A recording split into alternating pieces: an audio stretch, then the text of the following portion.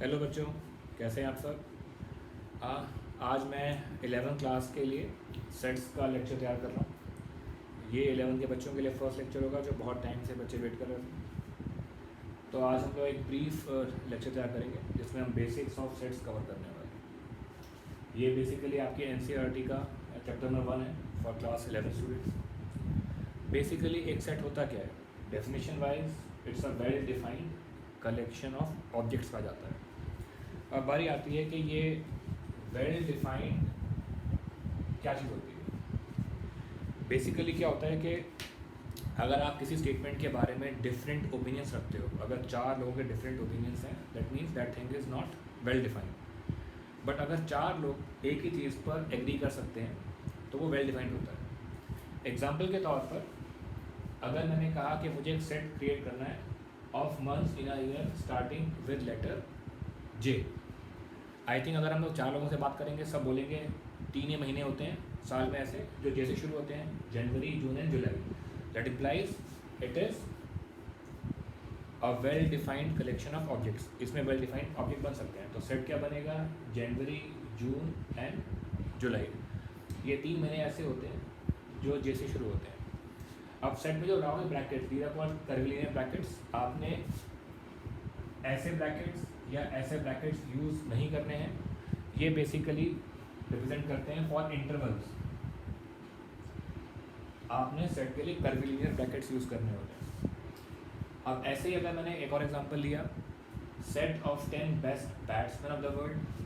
अगर हम 4 लोगों से पूछेंगे, कोई कहेगा विराट कोहली बेस्ट बैट्समैन है, कोई कहेगा जो रूट बेस्ट बैट्समैन है। Likewise everyone can have their own opinions. तो उस केस में it is not well defined, यानी कि इसका सेट बनना पॉसिबल नहीं है। अब हम आगे कॉन्सेप्ट पे आते हैं। अगर मान लीजिए अभी हम क्वेश्चंस करेंगे इस पर। अगर हमें एक सेट दे रखा है, सेट ए, उसमें एलिमेंट्स लिखे हुए 1 2 3 4 5 6 7 8 9 10। ये क्या है, ये फर्स्ट 10 आपके पॉजिटिव इंटीजर्स बोल सकते हैं या ये आपके फर्स्ट 10 नेचुरल नंबर्स हैं। अगर मैं इसको ऐसे लिखूँ, x where x is equal to capital N less than equal to 10। N basically represent करता है फॉर नेचुरल नंबर्स। वो शुरू होते हैं 1 से, 1 2 3 4 5 से लेकर जाएगा इन्फिनिटी तक। अगर मैंने एक्चुअल नंबर्स लिखे तो इसको हम बोलते हैं रोस्टर फॉर्म। क्या कहते हैं, रोस्टर फॉर्म, जब आपने एक्चुअल नंबर्स डिपिक्ट किए। लेकिन जब मैंने उसको स्टेटमेंट की शक्ल दी, इसको हम बोलते हैं सेट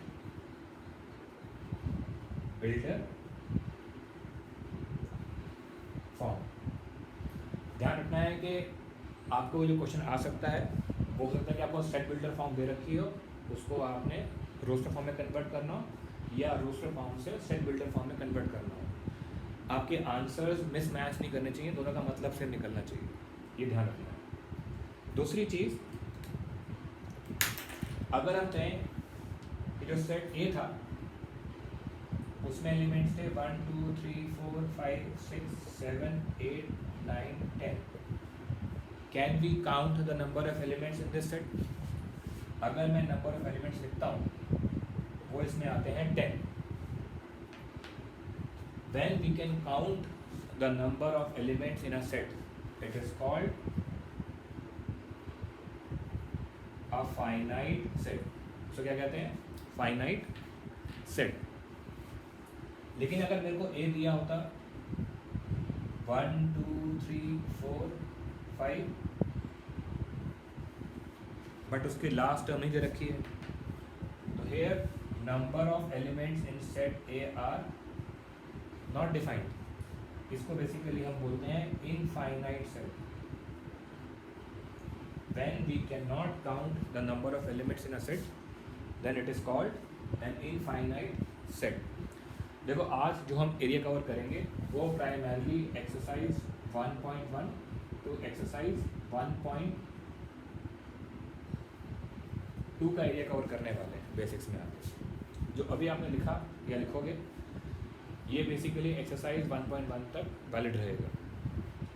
तो अगर हो सके तो एक बार इसको पॉज करके नोट कर लो, then we can move further. मैं सिर्फ अभी ऊपर का पार्ट रब करूँगा।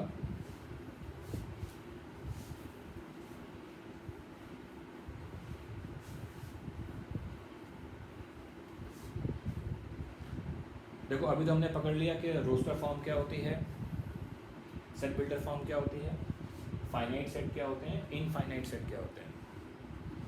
अब एक कॉन्सेप्ट आएगा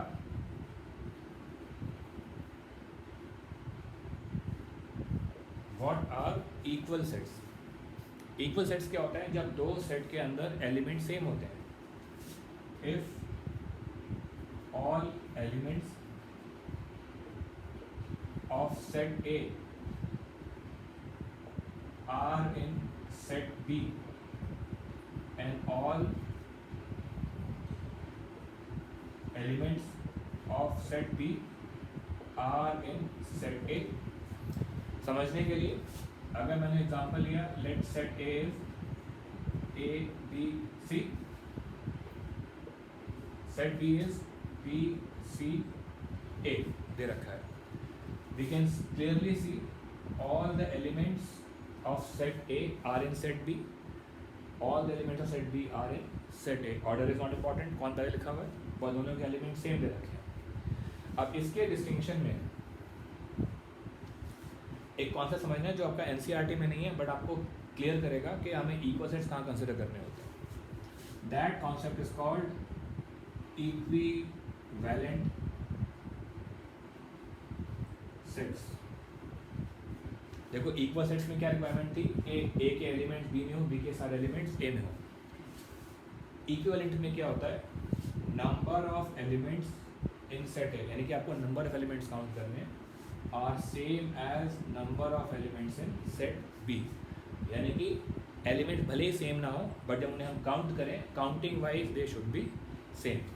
एग्जाम्पल के तौर पर अगर मैंने ए लिया, A B C, set B लिया 1 2 3, तो यहाँ पर ए और बी जो है इक्विवेलेंट सेट्स हैं but they are not equal sets. Equal sets के लिए दोनों के एलिमेंट सेम होने चाहिए, यहाँ पर काउंट सेम होना चाहिए। तो अगर काउंटिंग वाइज सेम आ रहे हैं तो वो इक्वल सेट्स नहीं है बट इक्विवेलेंट सेट्स हैं।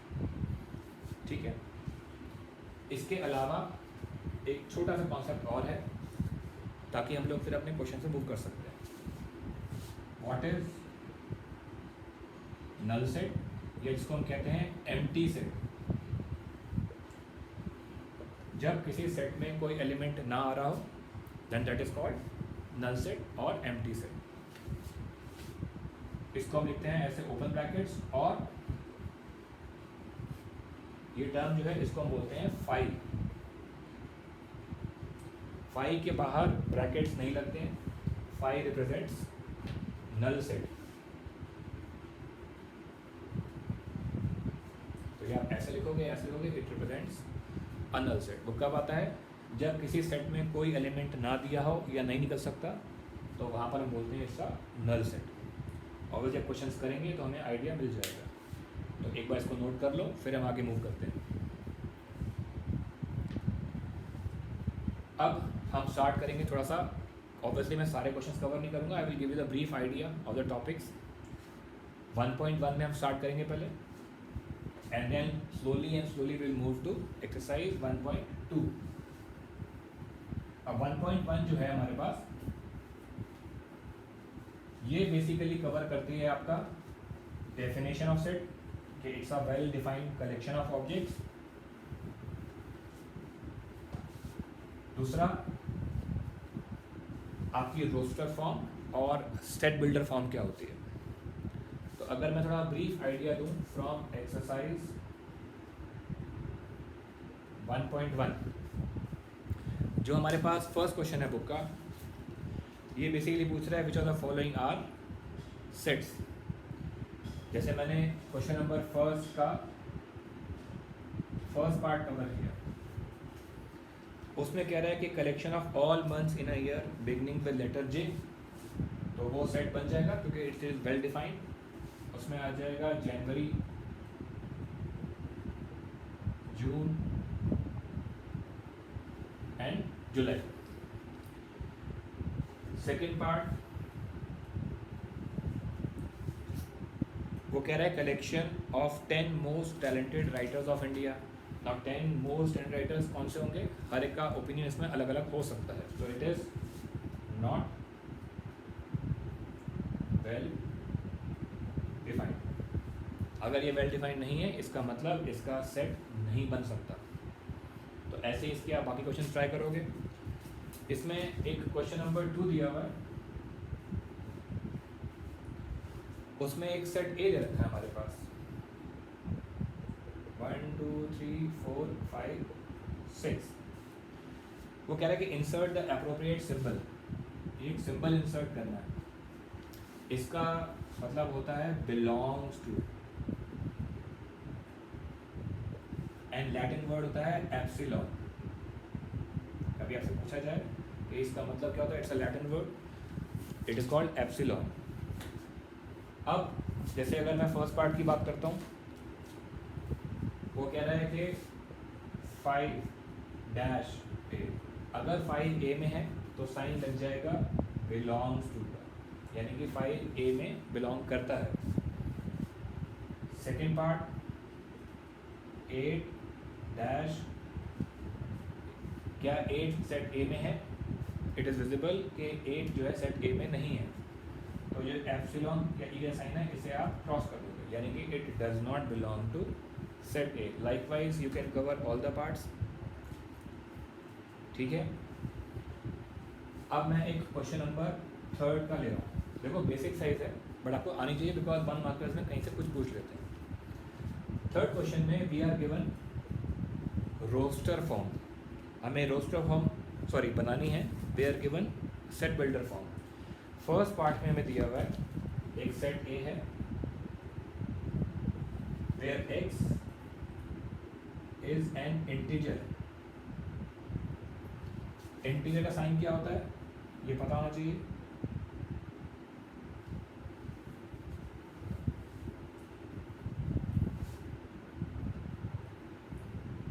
इंटीजर को हम कैपिटल Z से डिनोट करते हैं।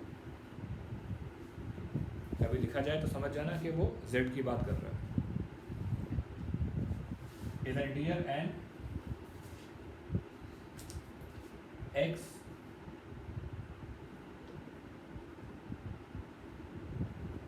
Lies between -3 and 7। देखो मेरे पास ओल्ड बुक है, आई थिंक नई बुक्स में इसमें शायद यहाँ पर इक्वल टू दिया हुआ है, तो आप साइन चेक कर देना कि x is greater than equal to 3 है कि नहीं है। अगर मैं प्रेज्यूम कर लूँ कि यहाँ पर दिया हुआ है कि x की वैल्यू 3 के बराबर -3 के बराबर होगी या उससे बड़ी होगी और 7 से छोटी होगी, तो इसका set builder form roster form क्या बनेगा, -3 -2 -1 0 1 2 3 4 5 6 तक जाएगा।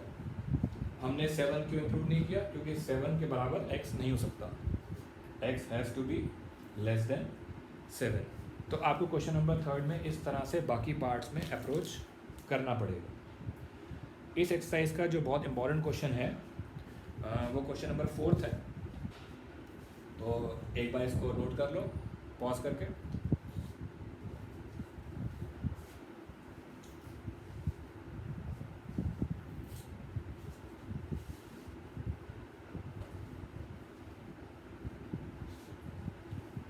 जो क्वेश्चन नंबर 4 दिया हुआ है वहाँ पर आपको रोस्टर फॉर्म गिवन है, बहुत इंपॉर्टेंट क्वेश्चन है। यहाँ पे आपको सेट बिल्डर फॉर्म करनी है। अब अगर मैं 4th के फर्स्ट पार्ट की बात करता हूँ, let set A is equal to we are given 3 6 9 12। अगर हम देखें ब्रॉडली स्पीकिंग हमें क्या दिख रहा है, ये 3 के मल्टीपल्स दिए हुए हैं, लेकिन अगर आपने लिख दिया कि 3 मल्टीपल्स ऑफ 3 लेस देन 12 तो मार्क्स कट जाएंगे, क्योंकि वो नेगेटिव भी आ सकते हैं। आपको बताना है फर्स्ट 4 पॉजिटिव इंटीजर्स। कैसे लिख सकते हैं इसको, देखो ये ज़रूरी नहीं है कि जो मैं लिखने वाला हूँ आप वही लिखो, आप अपने आप फॉर्म कर सकते हो, बट उसका मतलब ये निकलना चाहिए कि वो 3 6 9 12 रिप्रेजेंट कर रहा है। x where x is equal to 3n and n belongs to natural numbers. मैंने बताया था अभी capital N represents natural numbers less than equal to 4। तो अगर मैं यहाँ पर n की वैल्यू 1 पुट करता हूँ तो आई विल गेट 3, n को यहाँ पर 2 पुट करता हूँ 6 मिल जाएगा, 3 पुट किया तो 9 मिल जाएगा, 4 पुट किया तो 12 मिल जाएगा। तो I think my statement can be correlated easily to my roster form. जो मेरी सेट बिल्डर फॉर्म है वो आसानी से लिंक हो पा रही है रोस्टर फॉर्म के साथ। समझने के लिए मैं इसका एक पार्ट और कराऊंगा। मैं इसमें ले रहा हूँ थर्ड पार्ट।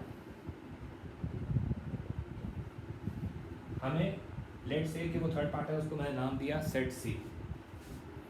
सेट सी में दिया हुआ है 5, 25, 125, 6, 25। अभी हमें क्या दिख रहा है, ये बेसिकली 5 पावर 1 है,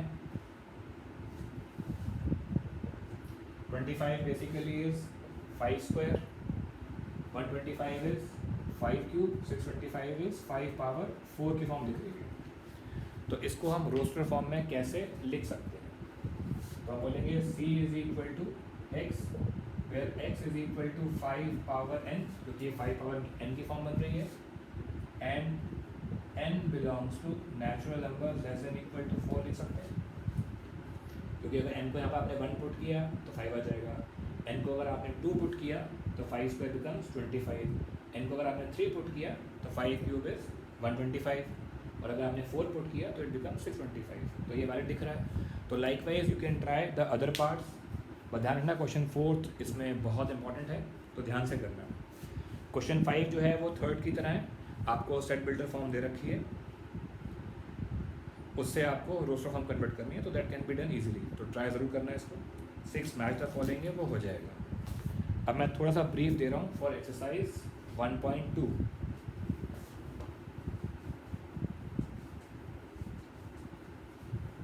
अब 1.2 जो है वो बेसिकली एरिया कवर करती है। एम्प्टी सेट क्या होता है, इसको बोलते हो नल सेट, इक्वल सेट्स क्या होते हैं, और फाइनली फाइनाइट और इनफाइनाइट सेट्स क्या हो सकते हैं। तो अगर हम 1.2 एक्सरसाइज पे जाते हैं,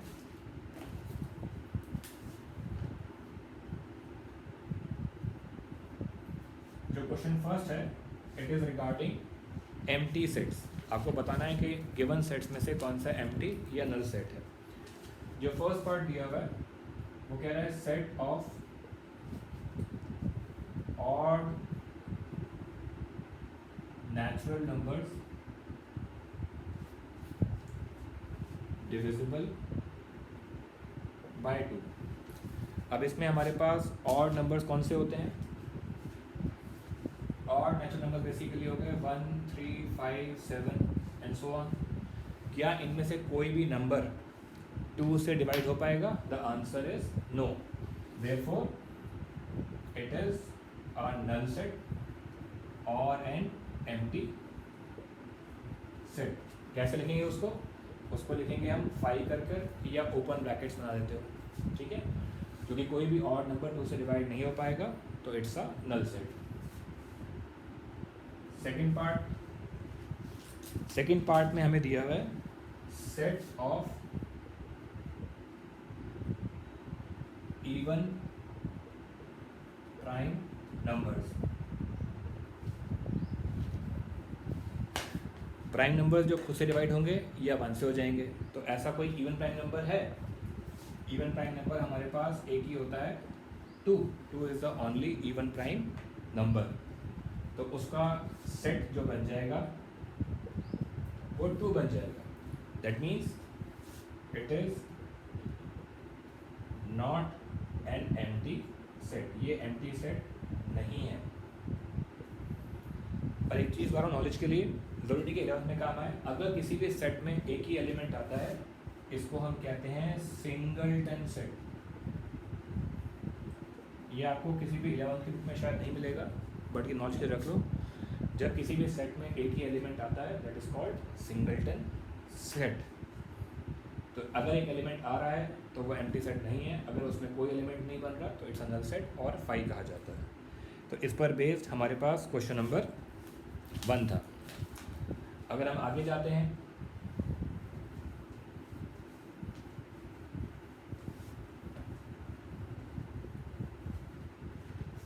क्वेश्चन नंबर 2 और 3, अगर 2 और 3 बेसिकली हैं वो फाइनाइट और इनफाइनाइट सेट्स के लिए हैं, ये आप अपने आप भी ट्राई कर सकते हो। मैं हल्का सा ब्रीफ दे देता हूँ। क्वेश्चन नंबर 2 जो है फर्स्ट पार्ट में दिया हुआ है set of months in a year. पहली बात तो ये वेल डिफाइंड है, 12 महीने होते हैं साल में, तो इसका जो सेट बनेगा वो जनवरी फरवरी से लेकर दिसंबर तक बनेगा। तो it is clearly visible, we can count the number of element. इसमें 12 महीनों का सेट बना हुआ है, तो इट्स अ फाइनाइट सेट, ये एक फाइनाइट सेट है। जो सेकंड पार्ट है हमारे पास, सेकंड पार्ट में हमें दिया हुआ है 1 2 3, but number of elements defined नहीं। यहाँ पर नंबर, अगर मैं इसको डिनोट करूँ 20 से, तो number of elements in set B is infinity, that implies it's an infinite set, we can not count the number of elements in this case. तो इस तरह से आप क्वेश्चन नंबर 2 और 3 को ट्राई कर पाओगे। एक मैं क्वेश्चन नंबर 4 का आइडिया दे रहा हूँ, which is regarding equal sets. अब मैंने बताया था कि इक्वल सेट्स क्या होते हैं।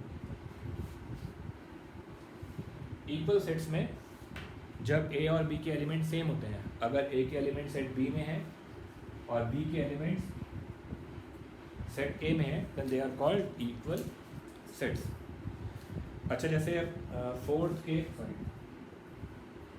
के फर्स्ट पार्ट में दिया हुआ है सेट ए इज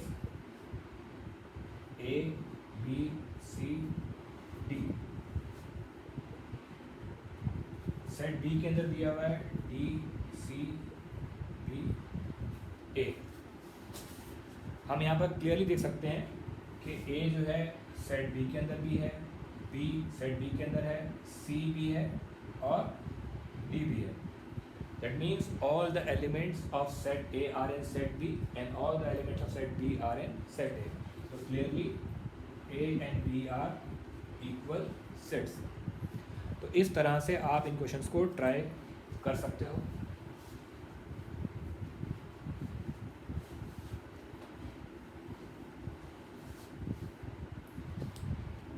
अब जैसे मैं क्वेश्चन नंबर 4 का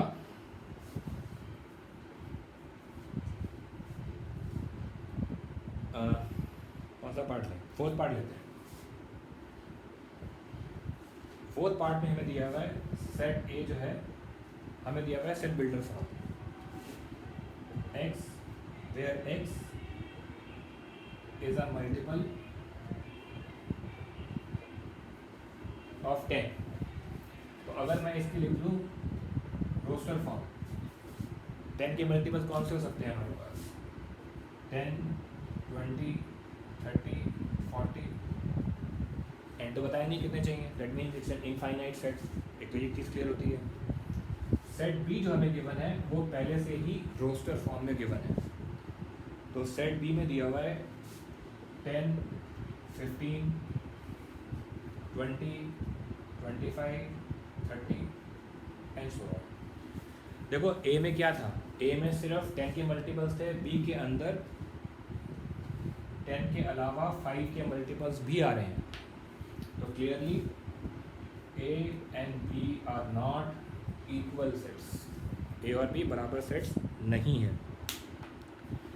तो अगर ये समझ में आ गया हो तो you can complete the rest of the exercise.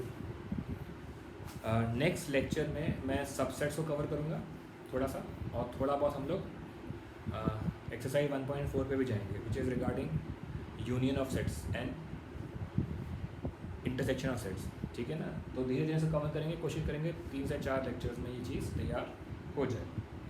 Hopefully आपको समझ में आ गया होगा। तो kindly wait for my next lecture. ठीक है, टेक केयर।